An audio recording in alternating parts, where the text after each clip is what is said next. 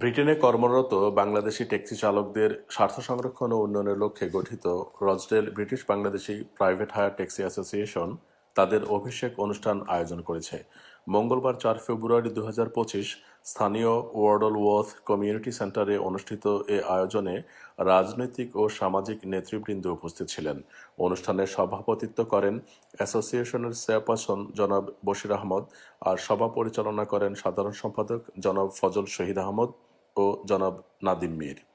অনুষ্ঠানে অতিথি হিসেবে উপস্থিত ছিলেন হেইউড মিডলটন আসনের MP Mrs Elsie Blundell, Rochdale mayor councillor Shakil Ahmed, council leader mister Neil Emmott, council deputy leader জনাব Daulat Ali, councillor Iftikhar Ahmed, councillor Faruk Ahmed, councillor Samina Zahir, Greater Manchester পুলিশের divisional commander mister Daniel English, Jalalia মসজিদের চেয়ারম্যান জনাব মুসাহিদ হোসেন সহ অনেকে।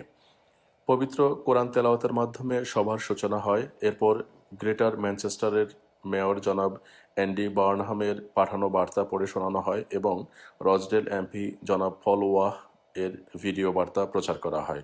অনুষ্ঠানে অ্যাসোসিয়েশনের নেতৃবৃন্দ তাদের গৃহীত বিভিন্ন উদ্যোগ ও ভবিষ্যৎ পরিকল্পনা তুলে ধরেন।